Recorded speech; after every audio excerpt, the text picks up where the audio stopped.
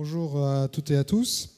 J'ai le très grand plaisir de vous présenter cette table ronde et cette table ronde sur les exportations. Pourquoi la France doit exporter. Je vous présente Thierry Carlier, directeur du développement international à la DGA. Pascal Souris, directeur général en charge du développement international de Thales.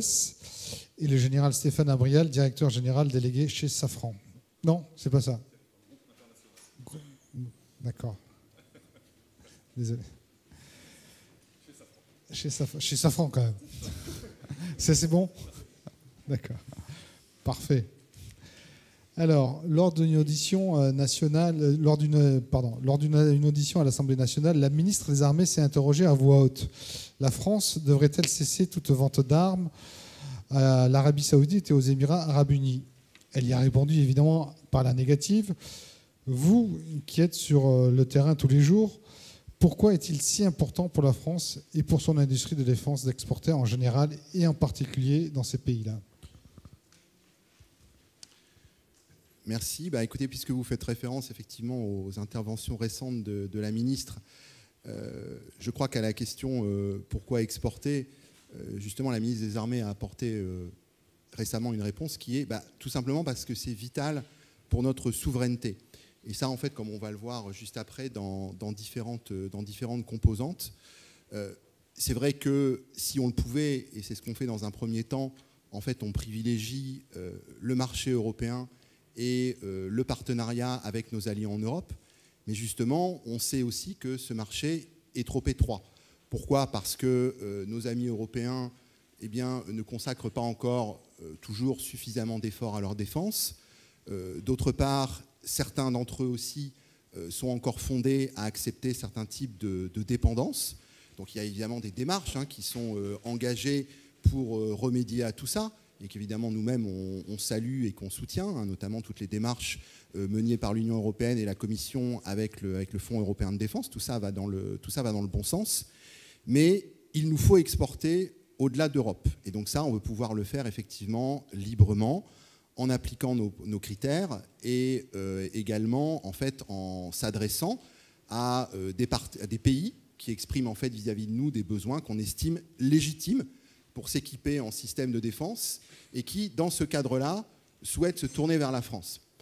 Alors, pourquoi en fait est-ce qu'ils se tournent vers la France ? Eh bien, ils se tournent vers la France parce que la France est en mesure en fait de leur apporter des offres qui sont globales. Je crois que c'est un petit peu notre marque de fabrique et ça date pas d'hier, c'est depuis longtemps en fait que la France en fait leur propose aussi tout un accompagnement et ça évidemment c'est essentiel dans la façon de les aider et de les équiper, de répondre à leurs aspirations légitimes pour assurer en fait leur propre défense.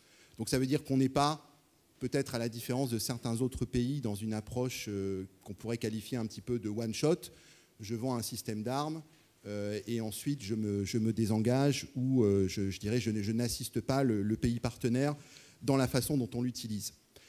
Alors, d'autre part, le marché, en fait, évidemment, des exportations d'armement, c'est un marché où on voit se développer une concurrence qui est exacerbée.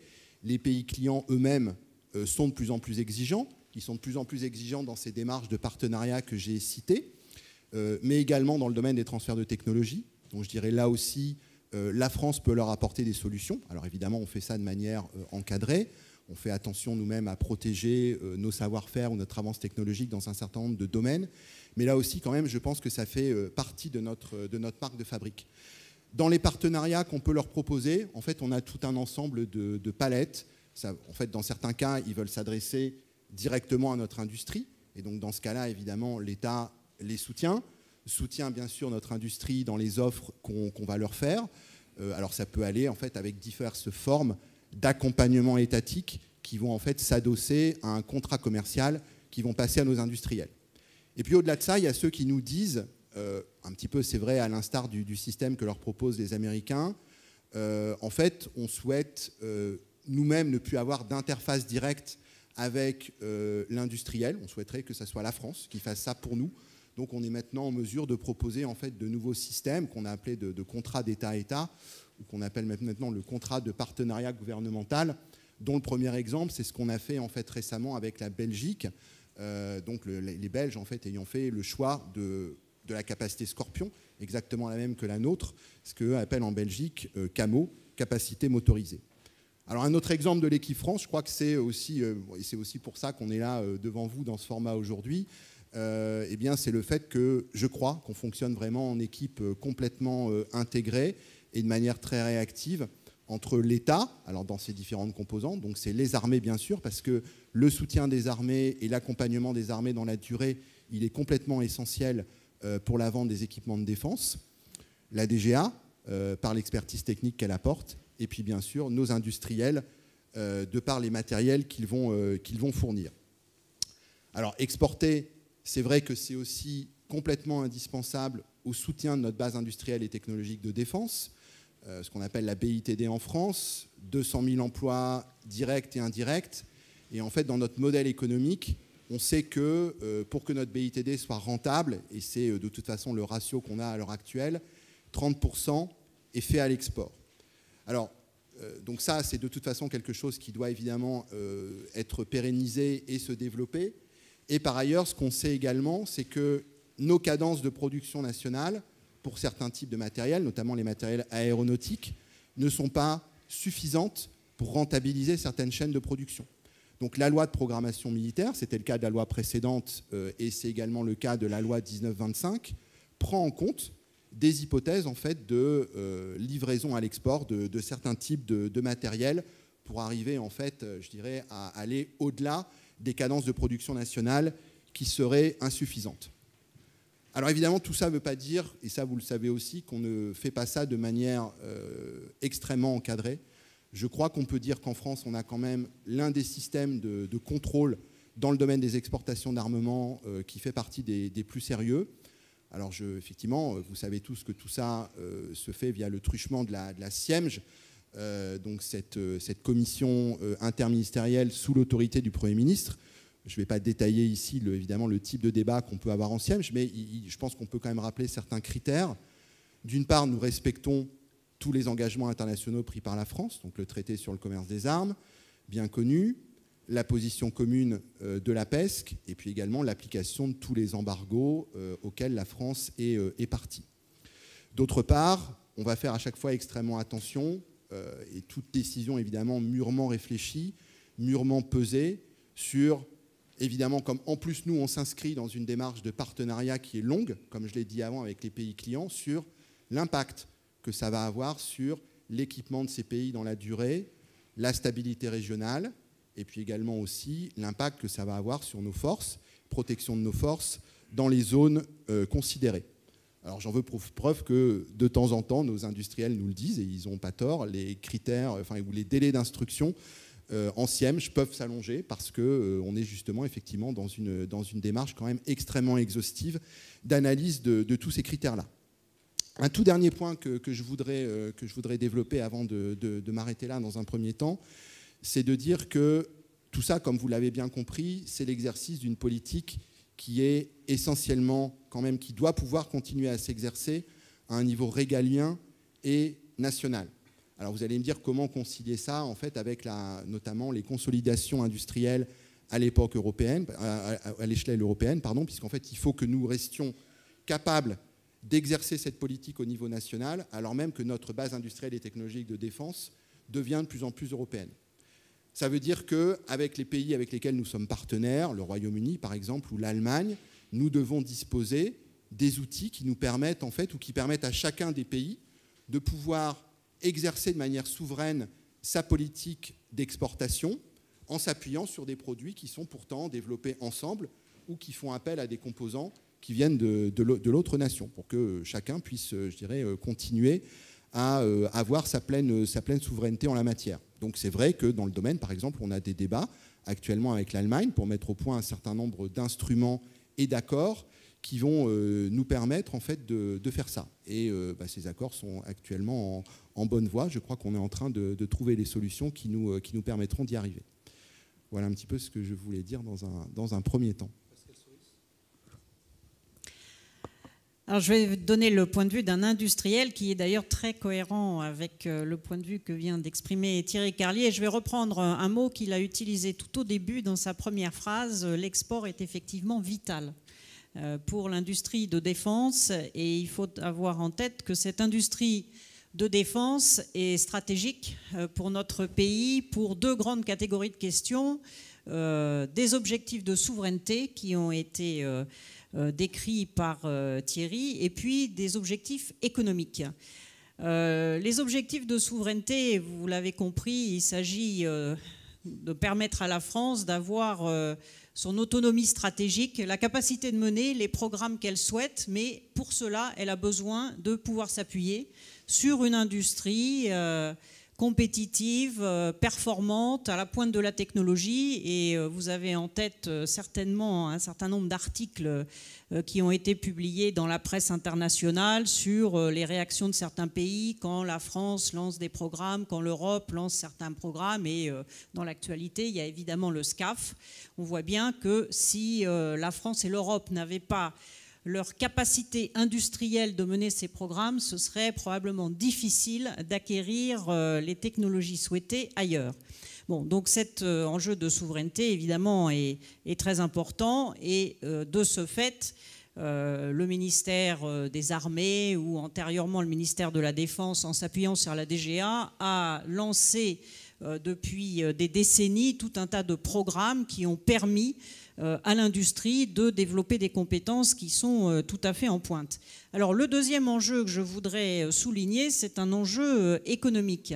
L'industrie de défense est une industrie très importante en France. Elle représente 200 000 emplois. Il y a une dizaine de grands groupes, mais au total environ 4 000 entreprises, donc beaucoup de PME.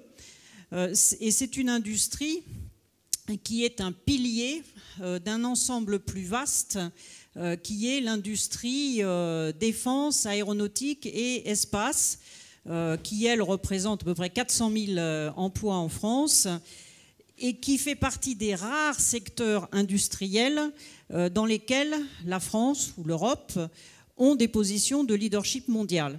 Donc quand on parle au niveau économique de relancer le tissu industriel français, en fait, il est évidemment tout à fait important de continuer de favoriser le développement d'une industrie très forte qui représente une part importante du tissu industriel français.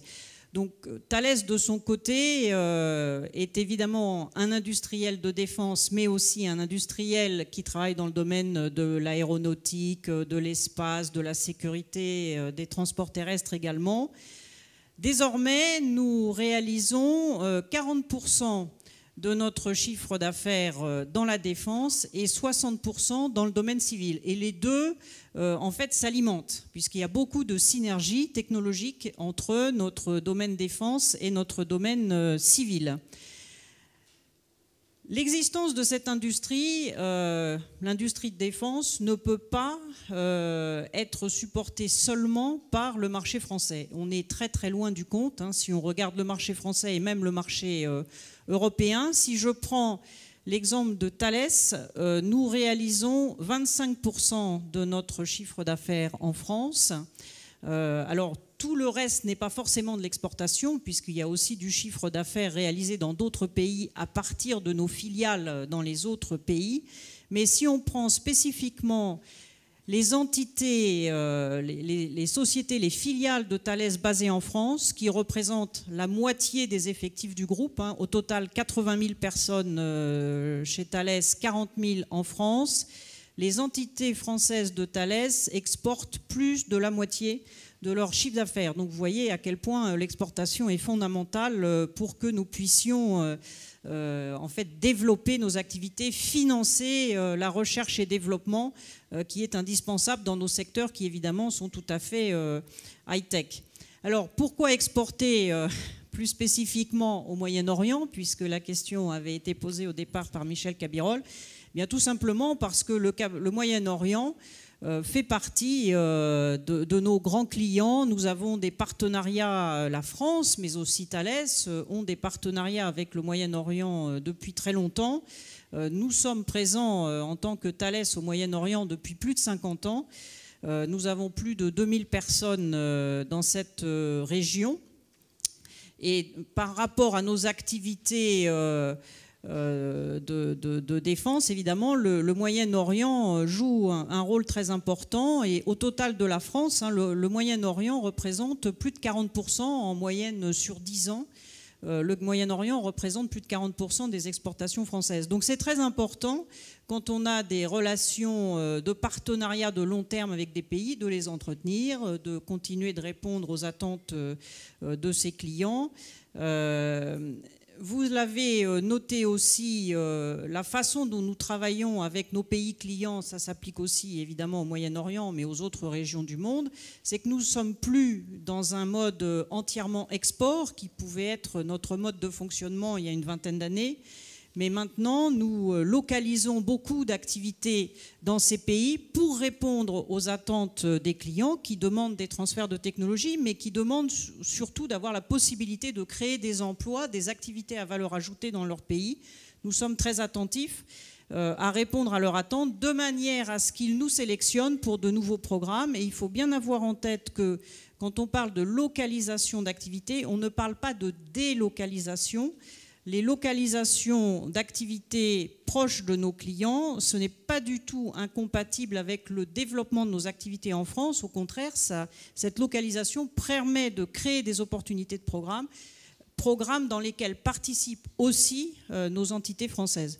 Donc c'est vraiment une approche win-win pour bien répondre aux attentes clients et créer en fait des opportunités complémentaires pour nos unités françaises. Stéphane Abriel. Merci beaucoup. Moi, je souhaiterais commencer par vous remercier. Vous remercier d'avoir mis un tel sujet à l'ordre du jour de cette conférence, un sujet qui est grave, qui est compliqué, qui implique toute la nation. Et je suis content de voir aussi qu'un vendredi soir à 17h, il y a autant de monde qui s'y intéresse. Beaucoup de choses ont été dites, donc je vais être très bref. Moi, je voudrais vous parler en tant que, bien sûr, membre du COMEX de Safran, mais aussi en tant qu'ancien chef militaire et surtout, je dirais, particulièrement en tant que citoyen.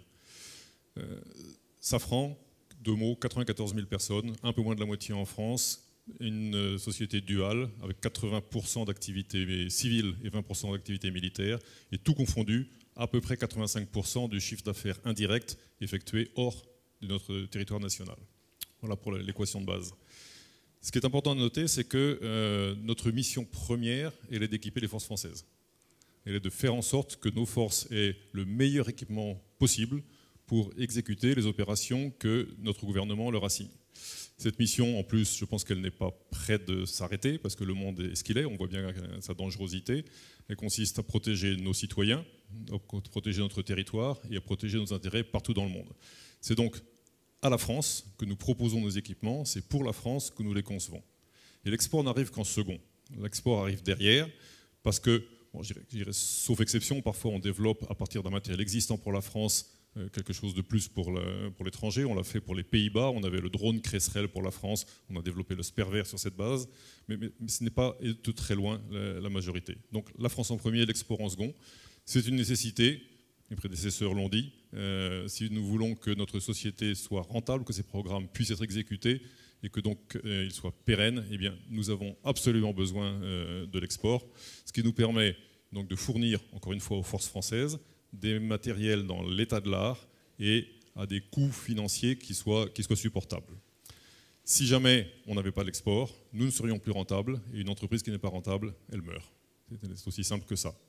En plus, il faut noter qu'on a parlé de souveraineté tout à l'heure, les États qui ne sont pas capables de fournir eux-mêmes leurs propres équipements ne sont pas totalement souverains, ils dépendent d'autres pour leurs équipements, et donc à la limite pour leur choix stratégique, ce que la France ne veut pas.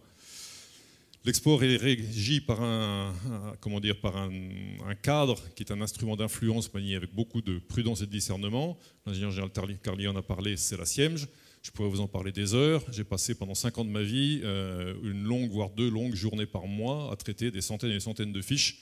Et je peux témoigner, je vais limiter le propos le plus bref possible, de l'intensité et de la qualité des débats qui font que, in fine, la décision ou l'arbitrage donné s'appuie sur des arguments extrêmement solides et qui reflètent la vision de la nation. Certes, c'est parfois un peu long, mais au moins, dans l'autre plateau de la balance, on a l'assurance, la certitude que l'on œuvre dans la même vision que notre pays, que ce que la nation veut faire. Et ça, c'est extrêmement rassurant. Et puis, on parlait aussi du contrôle de l'utilisation qui est faite de nos moyens export. Nous, industriels, on n'a absolument pas les moyens de contrôler la mise en œuvre d'un traité. On ne sait pas dire si l'article 6, l'article 7 du traité sur le commerce des armes sont bien respectés par tel ou tel pays. Et donc, on s'appuie sur les services de l'État qui ont ce rôle-là et qui nous renseignent sur la manière dont cela se fait. Et nous avons des échanges sans bien sûr que l'industrie n'influe en rien sur la position de l'État.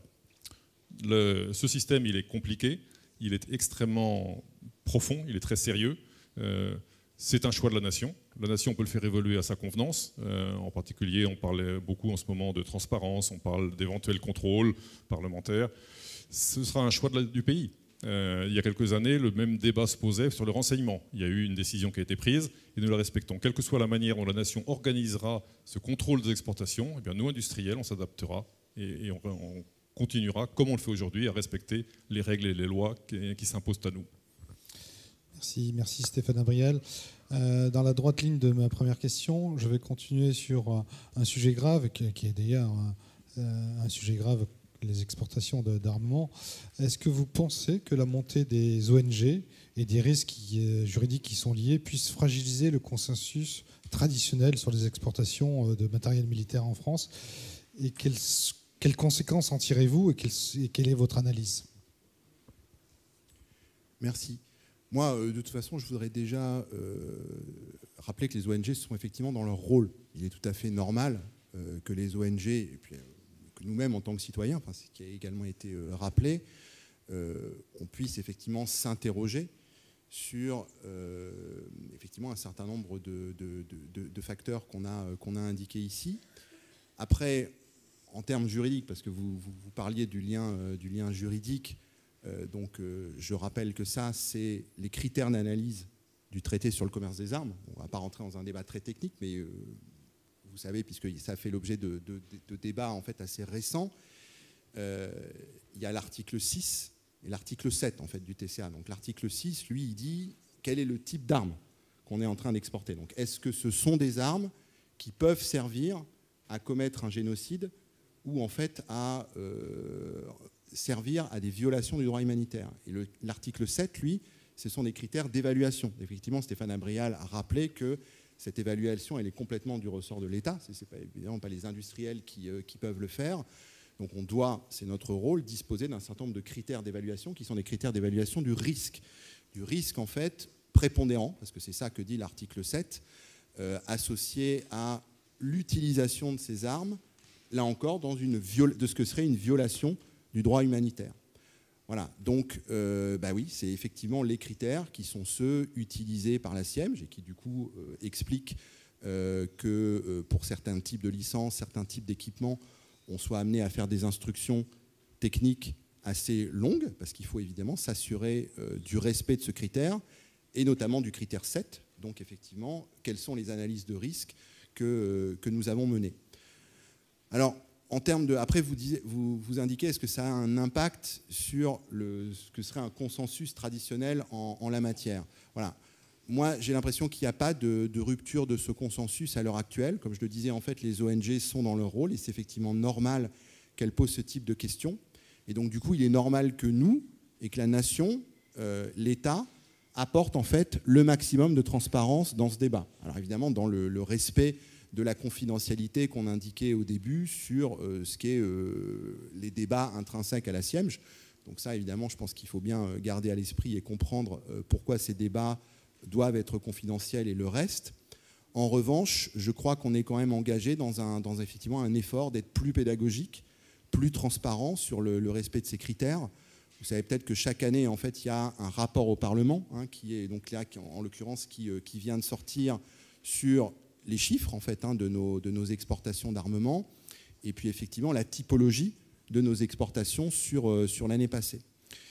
Et donc le rapport de cette année notamment, je crois, est plus pédagogique présente en fait un certain nombre de données chiffrées qu'on ne fournissait pas avant, et donc effectivement s'inscrit dans cet effort de transparence. Et je pense que c'est ça aussi qui justement doit servir à ne pas rompre le consensus que vous indiquiez.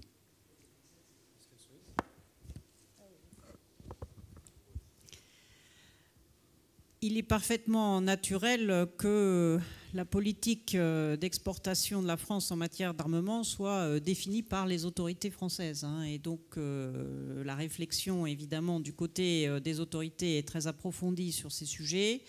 Les remarques qui ont été faites par Thierry Carlier sur le fait que l'analyse amène à faire des distinctions entre les catégories de solutions par rapport à tel ou tel type d'enjeu ou de risque, c'est ce que nous vivons, et nous avons effectivement l'occasion d'avoir un dialogue très approfondi avec nos autorités sur les caractéristiques des équipements pour lesquels nous demandons des licences. Et il va sans dire que l'industrie respecte exactement les consignes et les autorisations qui sont données. Alors, cela étant, au-delà de ça, en tant qu'industriel, et ça s'applique évidemment totalement à Thales, nous avons aussi notre approche de responsabilité d'entreprise, notre approche éthique. D'ailleurs, nous décrivons, si ça intéresse un certain nombre d'entre vous, il y a beaucoup de choses qui sont décrites dans le document de référence qui est publié avec les comptes de l'entreprise. Donc nous cherchons nous-mêmes à avoir une politique responsable. Et d'ailleurs, alors pour juste citer un autre cas de figure où on cherche aussi à avoir une politique responsable, c'est dans le domaine du développement des technologies numériques et de l'intelligence artificielle. Ce sont des sujets complexes, mais sur lesquels l'approche d'une entreprise, d'une entreprise comme Thales en tout cas, c'est de strictement observer les réglementations et les consignes et autorisations ou refus d'autorisation qui sont donnés par les autorités, mais au-delà de ça, d'avoir sa propre approche. Et donc on va d'ailleurs beaucoup parler pendant le Salon du Bourget de notre approche en matière d'éthique et de responsabilité dans le domaine des technologies numériques et de l'intelligence artificielle. Merci. Juste un tout petit rappel très bref sur le principe. Vous savez que, sans doute tous ou presque tous, que le principe de base de l'exportation d'armement, c'est l'interdiction. Et que toute exportation se fait par dérogation donnée par l'État, et ce sont les licences dont parlait Pascal Souris, et bien sûr ce système ne peut pas être violé, il est forcément respecté par toute l'industrie.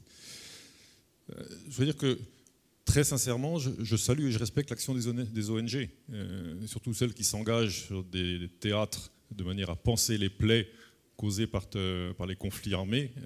Ayant servi longtemps sous l'uniforme, je sais un peu de quoi je parle, et je trouve que leur action est nécessaire, elle est parfaitement respectable, et je pense qu'elle va s'inscrire dans la durée.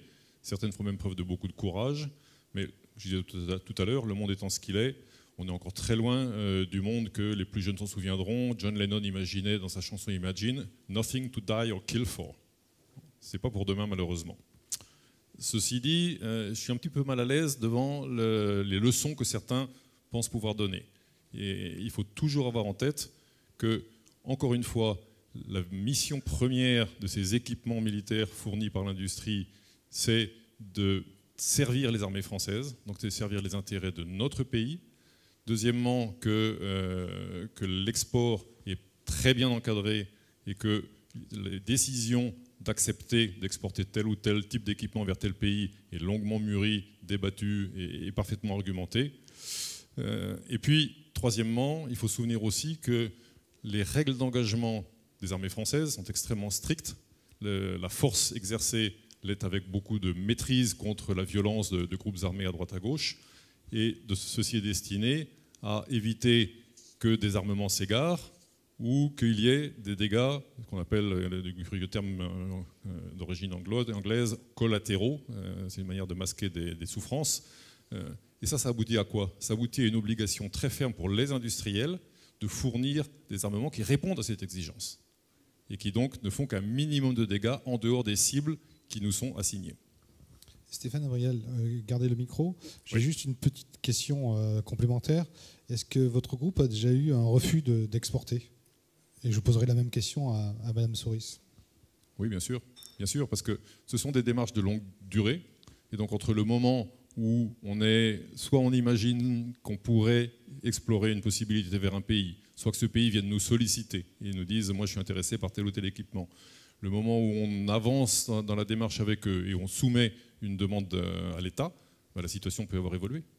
Et à ce moment-là, l'État dit non, c'est un no-go, et bien on n'y va pas. Très bien. Madame Souris?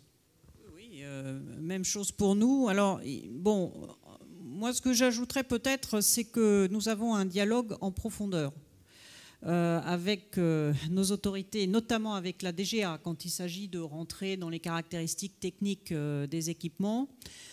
Et en réalité, bon, comme tout le monde est très, très professionnel et comprend bien quels sont les enjeux, dès que nous sentons qu'il peut y avoir des questions sensibles, nous en débattons avec la DGA avant de faire des demandes de licence. Donc le dialogue, la plupart du temps, permet pour nous de comprendre que tel type de capacité ne va pas être... nous n'obtiendrions pas l'autorisation d'exportation, et dans ce cas-là, nous nous abstenons de faire la demande. Alors, il y a eu des cas qui étaient moins clairs parce que, bon, il pouvait y avoir doute sur est-ce que ce serait accepté ou pas, et dans ces cas-là, on peut soumettre des dossiers. Mais la plupart du temps, le dialogue nous permet de savoir que tel dossier a de très très bonnes chances de pouvoir être accepté, et un autre dossier, c'est même pas la peine de soumettre la demande de licence. Non, mais en tout cas, ça demande tout le sérieux de la procédure. Je veux dire, un no-go, ça veut dire qu'il y a eu une analyse, donc du coup, ça montre tout le sérieux de cette procédure et de la procédure française. Je vous laisse la parole. Oui, en fait, très brièvement, c'est vrai que je pense que c'est très bien illustré par les propos de Pascal Souris et Stéphane Abrial, compte tenu effectivement de la durée qui affecte ces processus et ces discussions aussi effectivement que tu as décrit entre les services de l'État et les industriels. En réalité, il y a 3 cas. Il y a soit effectivement un refus de licence, ça peut arriver effectivement, parce que la situation a changé ou que l'industriel dit moi je maintiens ma demande de licence, et dans ce cas-là, ça peut se traduire par un refus. Ou alors c'est un retrait effectivement du dépôt de la demande de licence parce qu'on a été effectivement dans cette discussion en amont où l'industriel tout à fait légitimement dépose une demande. On discute entre nous, effectivement la situation évolue, où on constate effectivement qu'on apporte des critères qui démontrent que dans telle situation ou à tel moment c'est pas pertinent, et à ce moment-là l'industriel dépose fait un retrait, retire sa demande, ou alors effectivement comme tu l'as indiqué, c'est encore en amont, et dans ce cas-là vous la déposez pas. Voilà, donc il y a bien effectivement ces 3 cas. Ou effectivement, alors l'ajournement, parce que ça c'est quelque chose qui est normal et qui fait partie des discussions qu'on a en Siemge, de dire que dans des cas effectivement qui nécessitent des compléments d'instruction, soit de dialogue avec l'industrie, ou parce qu'effectivement nous-mêmes on va devoir encadrer tel ou tel aspect de l'exportation et ça nécessite des compléments d'investigation technique, à ce moment-là ça donne lieu à un ajournement pour pouvoir mener ces travaux techniques entre l'industrie et nous. Voilà. Donc, je vais passer sur une question plus générale. Quels sont les atouts de la France sur ce marché si particulier qu'est les exportations d'armement? Je crois qu'on l'a tous les trois un petit peu dit. C'est ce que moi j'avais appelé un peu notre marque de fabrique. Donc c'est vraiment, je crois, cette démarche en fait de partenariat déjà qu'on propose aux pays clients avec une offre qui est globale, avec ses différentes composantes, en disant effectivement on n'est pas là, surtout pas, pour simplement vendre un équipement, et on propose un accompagnement qui peut évidemment être dimensionné en fonction de ce que souhaite le client, à la fois en termes, comme ça a été dit, d'implantation locale, de transfert de technologie, d'accompagnement opérationnel, évidemment, parce que ça c'est clé, en termes de formation, d'entraînement ou d'expertise technique côté DGA, si c'est également demandé par le pays client. Et comme on l'a dit, ça peut aller jusqu'à une assistance complète de maîtrise d'ouvrage quand on est dans un cadre de contrat d'État à État. Après, moi je pense, et ça a été également très bien rappelé à la fois par Stéphane Abrial et Pascal Souris, une autre marque de fabrique de notre offre, ce qui intéresse les pays clients, c'est qu'ils savent que la France a un modèle d'armée qu'on maintient qu'un modèle d'armée complet. Et donc, ils savent que s'ils s'adressent à nous pour tel ou tel équipement, telle ou telle composante, ça s'inscrit dans ce modèle qui est complet. Ils savent aussi, et ça c'est un aspect aussi important, que la France c'est un pays qui apporte une attention particulière à sa souveraineté, à son autonomie, à ne pas avoir de dépendance. Et donc je pense que c'est aussi ça qui les intéresse quand ils s'adressent à nous en fait. Oui, je vais totalement confirmer ce qu'a dit Thierry Carlier. Je dirais que le premier point, c'est cette notion de partenariat d'équipe de France qui fonctionne au total très bien.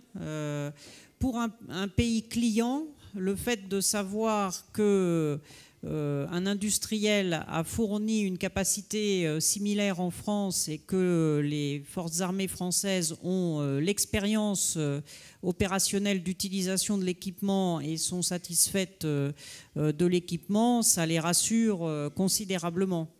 Donc cette capacité de partenariat entre forces armées, ministère des Armées et puis l'industrie est un point très important.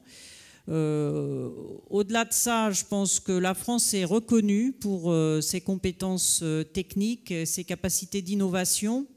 Je dirais que la France également est appréciée dans les cas où les pays n'ont pas envie de commander toutes leurs capacités aux plus grands pays exportateurs d'armement.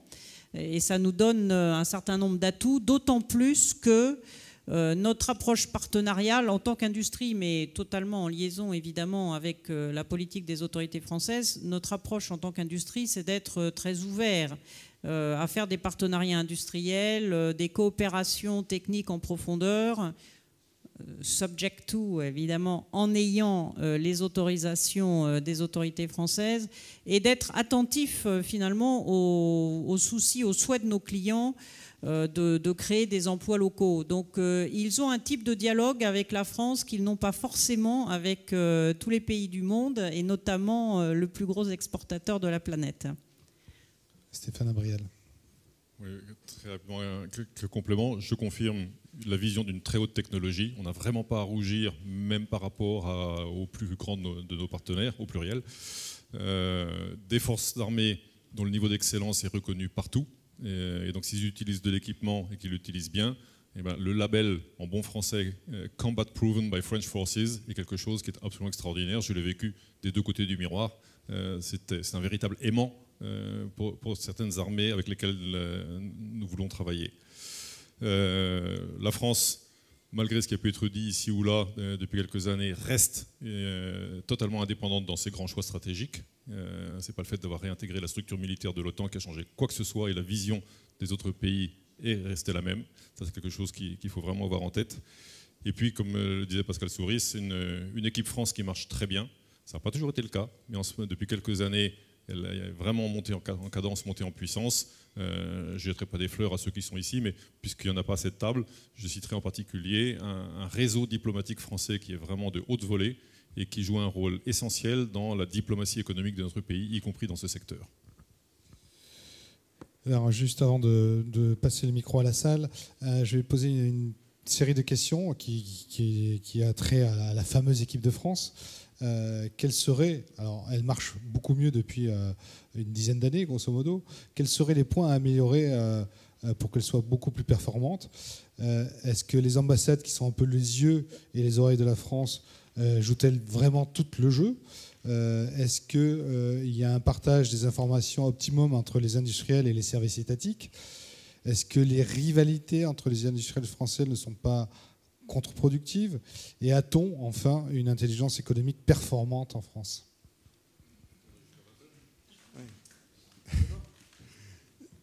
Oui, ça fait effectivement beaucoup de questions, donc je ne suis pas sûr de pouvoir les traiter toutes de manière linéaire.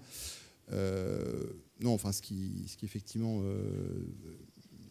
fait partie des points saillants de ce que vous avez indiqué. Alors, bah, oui, enfin, on peut toujours s'améliorer, ça c'est sûr que... Enfin, je crois qu'on peut dire que notre équipe de France, Elle fonctionne effectivement très bien, comme ça a été rappelé par Pascal et par Stéphane, parce que aussi c'est aussi un peu un modèle small is beautiful. Donc on a, je pense, dans ce cadre-là, peut-être plus de réactivité, évidemment, que le grand partenaire américain auquel on pense tous. Hein, la performance de notre réseau diplomatique, ça a été rappelé. Je pense effectivement, moi, depuis, je dirais, 1 an et demi que je suis dans cette fonction, ce qui me frappe, en fait, c'est la réactivité du système et la façon dont il boucle sur, en fait, des situations qui sont en constante évolution tous les jours, et même plusieurs fois par jour. Donc c'est la grande diversité à la fois de nos prospects d'armement, les évolutions de ces différents prospects et les situations aux multiples rebondissements qu'on peut vivre tous les jours font que ça ne pourrait pas fonctionner si effectivement on n'avait pas d'une part une équipe de France extrêmement soudée et qui fonctionne de manière très réactive. Donc ça, c'est quand même un point saillant que je voulais signaler. L'intelligence économique, oui, évidemment, c'est un facteur qui est complètement prépondérant. On a pas mal d'éléments, donc je pense que ça fonctionne. Bon, là aussi, on peut toujours en avoir plus, et je pense qu'un élément important, c'est de faire le lien avec ces aspects de réactivité qu'on a mentionnés. C'est-à-dire que pour être valable, les informations, justement, doivent être actualisées avec une fréquence qui est quand même assez élevée. Alors, sur la question en fait, des échanges d'informations, est-ce qu'il y en a assez? Est-ce qu'il pourrait y en avoir plus? Moi, je pense que dans le cadre de cette équipe France, enfin, entre industriels et État, on a le bon niveau d'échange d'informations.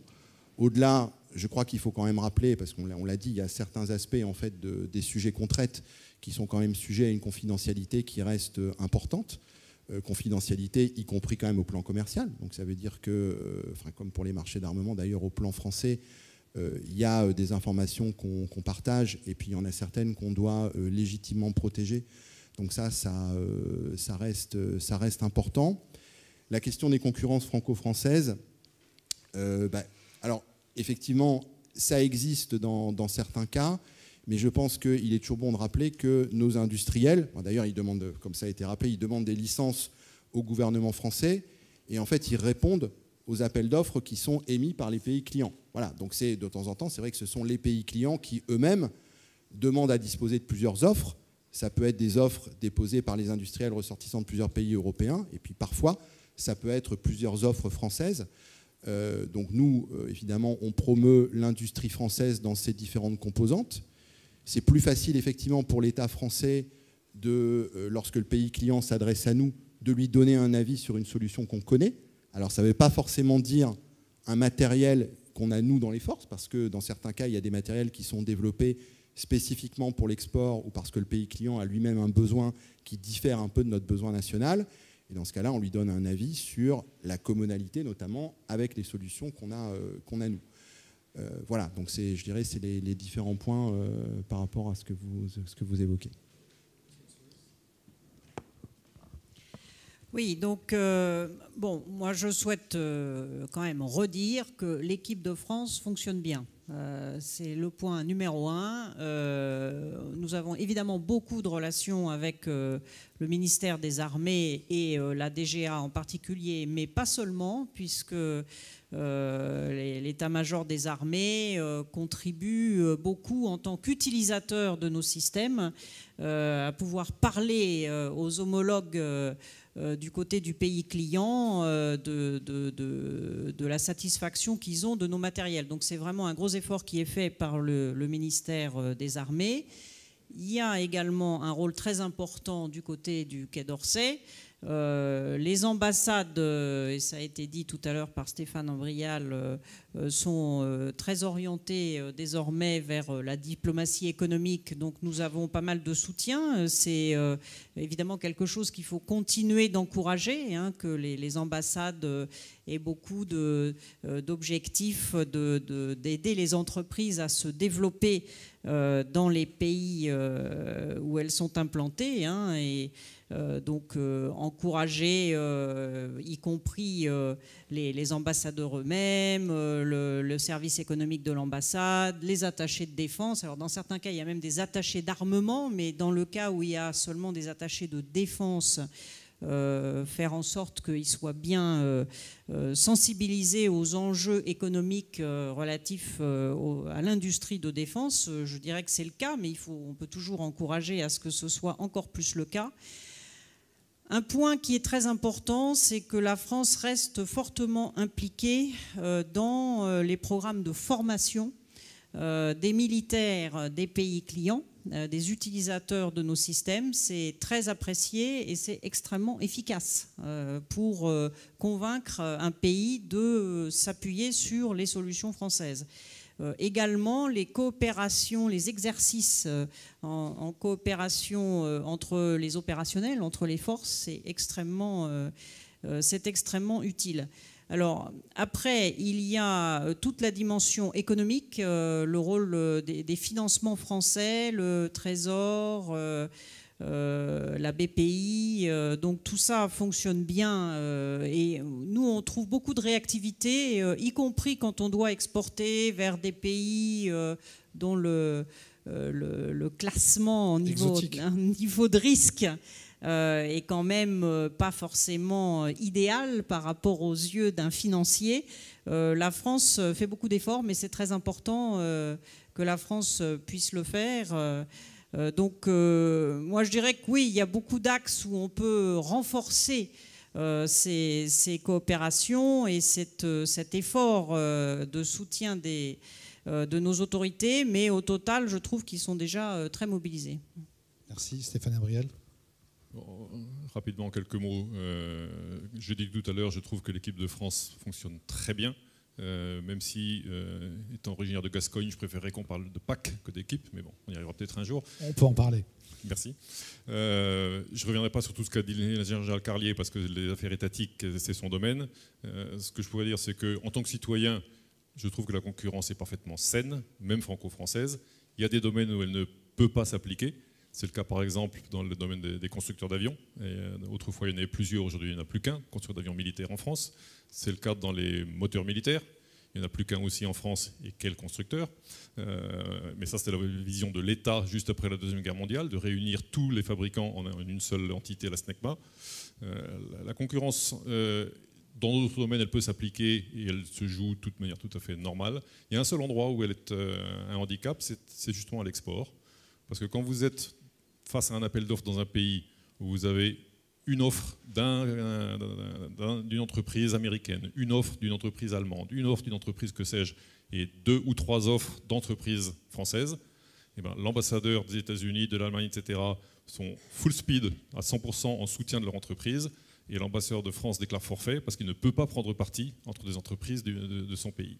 Donc c'est une difficulté à l'export, mais c'est vraiment la seule, et je ne vois pas en tout cas comment l'améliorer, c'est bien parfaitement normal. Merci Stéphane Abriel. On va passer le micro à la salle. On va prendre une seule question parce qu'il y a un discours de clôture de la ministre Frédérique Vidal qui va commencer dans peu de temps.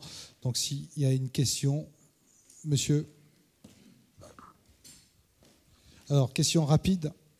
Très rapide. S'il vous plaît. Général Bruno Maurice, ancien conseiller du gouvernement pour l'innovation et le numérique. Ma question, vous l'avez évoqué, c'est la souveraineté et l'intelligence artificielle. Comment j'exporte un système d'armes dont la performance dépendra de l'intelligence artificielle, de la façon dont on mettra les briques technologiques et la façon dont on les aura nourries, et à partir de nos données qui sont par essence souveraines. Quelle est cette complexité? Comment voyez-vous les choses?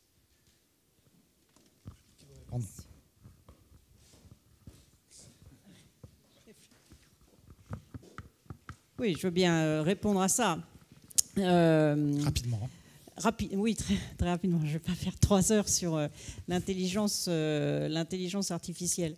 Bon, les capacités d'une solution, de toute façon, maintenant, tout le monde est très conscient que quand on fournit une solution, la partie matérielle, dans la plupart des cas, n'est pas prédominante. Tout ce qui est le plus important, c'est les capacités des logiciels qui vont avec les équipements fournis. Bon, donc, dans les systèmes qui seront fournis et qui intégreront de plus en plus de capacités de traitement big data, d'intelligence artificielle, eh bien, il nous appartiendra en tant qu'industriels d'avoir correctement décrit nos matériels et les capacités pour obtenir des licences d'exportation. De toute façon, on aura un mécanisme de licence d'exportation pour ces matériels-là comme on l'a aujourd'hui. Donc aujourd'hui, on mesure les performances.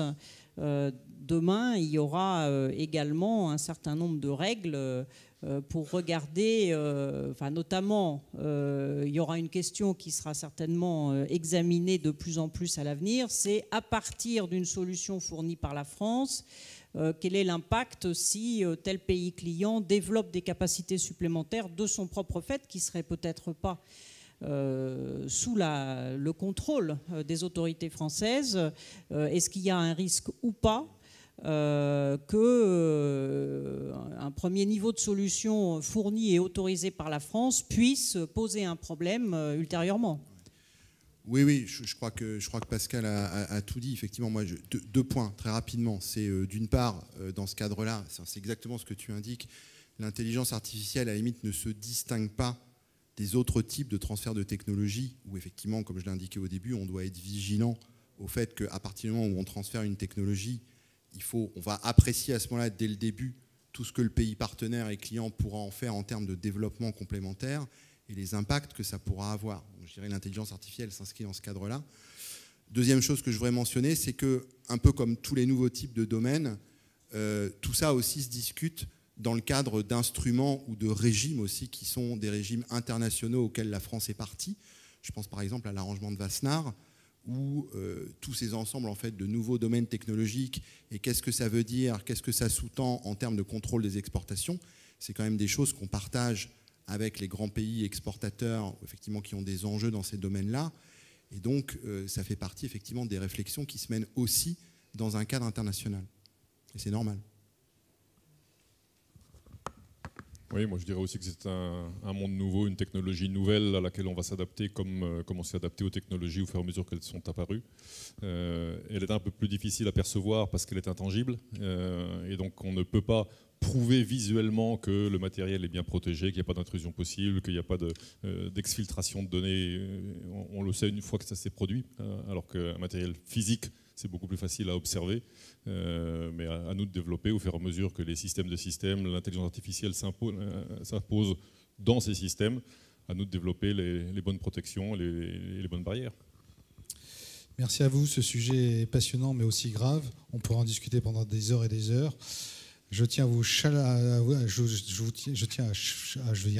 à vous remercier chaleureusement de votre participation et je vous demande de les applaudir. Merci.